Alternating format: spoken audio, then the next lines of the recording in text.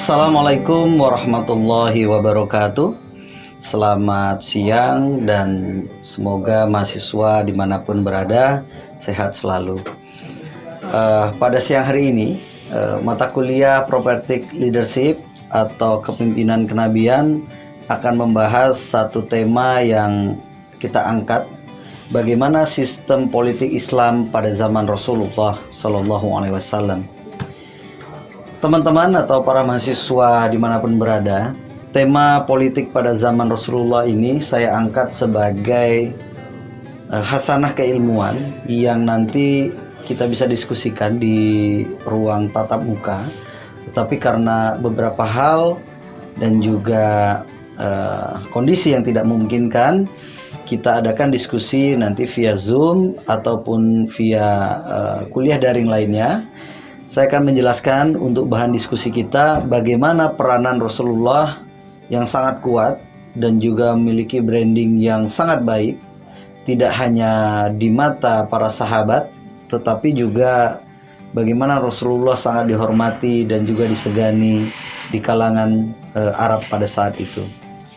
Saya mulai dengan bahasan yang pertama, bagaimana ayat Al-Quran yang pada beberapa waktu lalu menjadi berita yang sangat positif bagi umat Islam karena ditempel di salah satu gerbang dari universitas yang sangat terkenal dan memiliki kredibilitas yang tinggi, yaitu Harvard, di mana di fakultas hukum tersebut salah satu dari surat An-Nisa ayat 135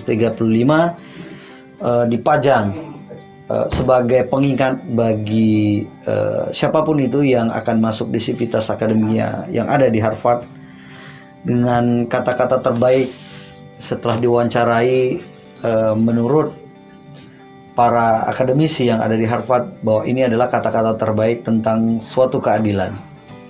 Apa itu? Jadilah kamu yang benar-benar penegak keadilan, menjadi saksi karena Allah, dan biarpun terhadap dirimu sendiri, atau pada keluarga kita, ibu bapak kita, atau kerabat kita. Jika ia kaya atau miskin, maka Allah lebih tahu kemaslahatannya. Jadi ayat tersebut, An-Nisa ayat 135 ini menjadi pengingat bahwa inilah kata-kata terbaik untuk kita equality before the law. Kita menjadi orang yang adil terhadap siapapun dan tidak pandang bulu dari mana background kita. Politik erat kaitannya dicitrakan dengan suatu hal yang kotor dan juga suatu hal yang tidak baik. Tetapi Islam datang dengan membawa kredibilitas yang sangat tinggi tentang apa itu politik menurut Islam. Teman-teman semuanya, yang patut kita banggakan, branding Nabi Muhammad ini bahkan ditulis dan juga menjadi bahan referensi ilmiah yang sangat baik oleh Michael Hart sebagai tokoh 100 tokoh yang paling berpengaruh. Nabi Muhammad menduduki peringkat 1 atau orang yang paling kredibel, sehingga barometer atau data-data yang menunjukkan bahwa Nabi Muhammad adalah makhluk terbaik tidak hanya diklaim oleh umat Islam, tetapi juga oleh peneliti-peneliti yang kredibel, di mana yang kita lihat sekarang pengikutnya atau orang-orang yang menjadi pengikut Nabi Muhammad menunjukkan bahwa kredibilitas, yaitu sidik, fatona, amanah, dan tablik ini tidak semata adalah klaim doktrin pribadi, tetapi juga diakui oleh peneliti-peneliti hebat, termasuk Michael Hart yang menuliskan Nabi Muhammad sebagai orang yang paling berintegritas. Peneliti lain juga bisa menunjukkan bahwa bagaimana politik pada zaman dahulu meningkatkan citra positif pada sosok Nabi Muhammad tentang personal brandingnya, yaitu teman-teman bisa melihat penelitian dari Thomas J. Stanley atau peneliti dari jurnal yang sangat ternama. Dia membagi 10 kriteria bagaimana politik itu bisa dibangun sehingga personal brand dari perpolitikan itu sebagai orang yang dapat dipercaya. Yang itu ada pada Nabi Muhammad. Yang pertama adalah faktor kejujuran. Teman-teman semuanya, tidak ada yang jauh lebih mahal ketimbang apa itu adalah integritas. Kejujuran sangat erat kaitannya dengan kepercayaan yang kita berikan kepada publik. Dan Nabi Muhammad bisa menjadi orang yang sangat dipercaya, sehingga gelarnya adalah Al-Amin, orang yang sangat-sangat jujur dan dapat dipercaya ini mendapatkan trust tertinggi dari peneliti. Yang kedua adalah disiplin. Tidak ada orang sukses dengan orang yang malas-malasan. Disiplin adalah karakter yang dibentuk dengan semangat kesadaran yang tinggi sehingga membentuk citra positif. Politik yang dengan kata lain penuh godaan, penuh kekuasaan dan lain sebagainya, apabila tidak keras terhadap diri sendiri untuk disiplin selalu jujur akan susah. Selanjutnya pandai bergaul atau good interpersonal skill. Bagaimana relasi yang dibangun, bagaimana hubungan yang dibangun tidak hanya pada umat Islam pada saat itu, tapi bagaimana orang-orang kafir Quraisy merasakan kebaikan Nabi Muhammad. Yang keempat adalah bagaimana orang-orang dukungan dari kerabat ataupun lingkungan itu sangat berpengaruh kepada citra positif mindset pribadi seseorang. Teman-teman semuanya yang berada di lingkungan yang tidak kondusif untuk mendukung apapun kegiatan teman-teman semuanya perlu bermuhasabah. Kira-kira apakah karena faktor itu yang bisa membuat kepercayaan diri dari seorang akan luntur. Tetapi dengan dukungan pada saat itu, perpolitikan Nabi Muhammad, keluarga, sahabat, dan juga para pengikutnya yang loyal, sehingga dakwah yang tadinya sangat susah, yang dakwah yang kita baca referensi sangat berat, dilakukan oleh Nabi dengan strategi-strategi yang sangat baik. Selanjutnya yang kelima yaitu adalah mencintai apa yang dikerjakan. Menurut Thomas J. Stanley, inilah kriteria yang sangat penting, kita mencintai apa yang sedang kita kerjakan. Jangan sampai karakter-karakter kutu loncat dan lain sebagainya, aji mumpung itu menjadi habit atau karakteristik kita. Tetapi kita mencoba mencintai apa yang ada saat ini, apa yang sudah jalani. Ini Nabi Muhammad sudah mencontohkan. Ketika kita konsisten, kita berdagang, memulai usaha dengan baru, dengan serius, ketekunan, walaupun ada beberapa masalah, mungkin nanti kita menemukan titik kesuksesan dan lain sebagainya. Selanjutnya ini adalah yang penting, kepemimpinan yang baik dan kuat.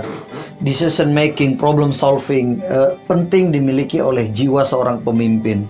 Bagaimana mengatur waktu, bagaimana membuat suatu kebijakan, bagaimana membuat suatu solusi, decision making, plan A, plan B, plan C, solusinya apa, positif negatifnya apa. Ini perlu dijabarkan secara rinci apabila kita membuat suatu manajemen yang sangat baik. Nah, Nabi Muhammad sudah mencontohkan itu, bagaimana strategi dakwahnya yang dimulai dari keluarga kecilnya dulu. Ketika sudah kuat, baru para sahabat dan diumumkan secara terbuka dan lain sebagainya, sehingga apa yang dilakukan terencana dan juga memiliki kredibilitas yang tinggi. Selanjutnya tentu kepribadian yang kompetitif, memiliki berbagai kecerdasan, multiple intelligence, tidak hanya emotional questionnya, tidak hanya intellectual questionnya, tidak hanya spiritual questionnya. Ini gabungan dari multiple intelligence. Bagaimana otaknya yang brilian tetapi juga memiliki emosional yang tinggi. Ini perlu kita pelajari. Kita bisa lihat kasus-kasus belakangan ini, perusahaannya sukses tetapi terguncang oleh suatu masalah dan bisa membuat karena emotional questionnya tidak baik, menganggap itu biasa saja dan lain sebagainya, conflict of interest dan lain sebagainya. Selanjutnya good life management, ini penting, pengelolaan kehidupan yang lebih baik. Nabi Muhammad sudah mencontohkan bagaimana beliau mengatur strategi perang yang boleh dibunuh dan tidak boleh disakiti dan lain sebagainya, itu terinci dengan jelas, sehingga branding di para musuh pada waktu itu juga sangat positif, sehingga dakwah Islam sangat lancar dan juga menyebar sangat luas. Selanjutnya, bagaimana kita melihat kondisi Arab pada saat itu? Apakah memang langsung menerima Nabi Muhammad pada dakwahnya? Tentu saja kita sering mendengar kata-kata jahiliyah. Teman-teman semuanya sering mendengar apa itu jahiliyah. Tentu saja dengan terminologi saat ini mungkin jahiliyah ini adalah kaum barbar gitu ya, yang tidak tahu aturan dan lain sebagainya.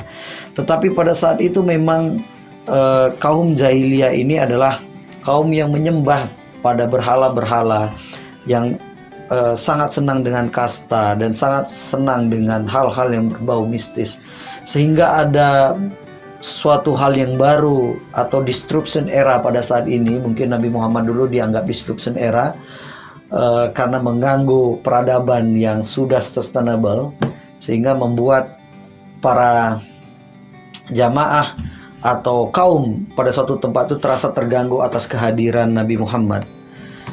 Tapi itulah kehebatan Nabi Muhammad dalam meracik bagaimana strategi dakwahnya.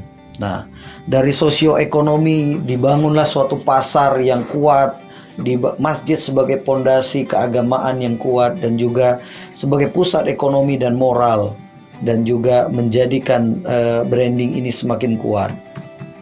Kita bisa melihat bagaimana dakwah Nabi Muhammad sampai sukses di berbagai daerah. Di sini kita bisa melihat bagaimana sistem perekonomian yang dibangun pada zaman tersebut.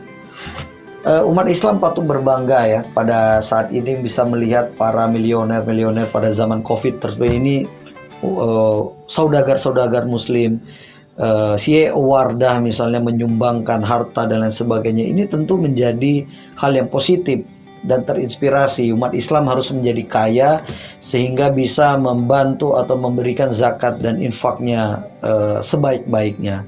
Dakwah melalui sosiopreneur ini memang menjadi hal yang merupakan pondasi awal dari peradaban ekonomi Islam saat itu. Kita memiliki beberapa cerita, misalnya Utsman bin Affan dengan asetnya yang sampai sekarang masih ada, dengan pengalaman cerita tentang sumur yang beliau beli, yang sekarang ini masih mengalir rekeningnya. Rekening tertua di dunia adalah masih ada sampai sekarang yang mengalir terus amal jariahnya ini, ketika cerita tentang sebuah sumur yang dibeli oleh Utsman bin Affan menjadikan beliau saudagar yang sangat hebat dan menggratiskan seluruh isi air yang ada di sumur tersebut, dan juga perkebunan kurma yang bisa dinikmati. Ini tentu kita sangat bangga terhadap saudagar-saudagar Muslim, sehingga ekonomi yang kuat berimbas kepada perpolitikan yang kuat, karena ekonomi dan politik suatu hal yang tidak bisa dipisahkan. Bagaimana sistem perpolitikan saat itu juga berimbas kepada toleransi yang sangat tinggi di zaman Rasulullah. Kita tahu pada saat itu ada Haris bin Khaldah At-Sakafi, seorang dokter gitu ya, yang menyembuhkan berbagai penyakit, tetapi beliau non muslim. Tetapi Nabi Muhammad menganjurkan kalau memang expert di bidangnya, tidak masalah untuk kita berobat.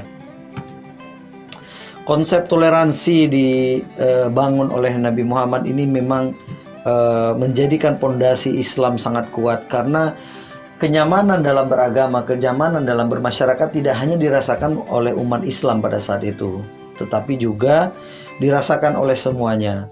Karakter prophetic leadership yang terbangun menjadikan sebuah kepemimpinan yang dirasakan oleh seluruh umat manusia, yang khususnya pada zaman tersebut. Selanjutnya sosiopreneur tadi membangun citra positif bagaimana terlindunginya kaum wanita yang saat itu sangat tidak berharga, tetapi dengan datangnya Islam, kaum wanita diangkat derajatnya, diberikan tempat yang terbaik. Begitu juga kaum duafa, begitu juga kaum tertindas dan lain sebagainya. Tidak ada kasta, yang membedakan manusia pada saat itu adalah amal dan ketakwaan. Baik, itu saja mahasiswaku, sharing tentang bagaimana Nabi Muhammad mengelola sistem perpolitikan saat itu. Intinya ada 3 hal. Yang pertama memang personality brand yang sangat kuat, jiwa kepemimpinan itu sudah mendarah daging, sehingga strategi yang dilakukan, apa yang menjadi titik poin sangat jelas dan terencana, sehingga dakwah yang tadinya sangat berat karena strategi dan dukungan dari berbagai pihak yang diolah oleh Nabi Muhammad bisa sukses yang sampai kita rasakan saat ini. Yang kedua, bagaimana penguatan entrepreneur, yaitu ekonomi yang mapan, ekonomi yang kuat, ekonomi yang berkeadilan, bisa membuat dakwah Islam dan perpolitikannya semakin baik. Yang ketiga adalah bagaimana toleransi yang dibangun sehingga masyarakat yang tadinya terpecah belah, tetapi karena sosok pemimpin yang baik, sistem perpolitikan yang kuat, tidak ada yang merasa tertindas. Mungkin itu saja, lebih dan kurang mohon maaf. Billahi taufiq wal hidayah. Wassalamualaikum warahmatullahi wabarakatuh.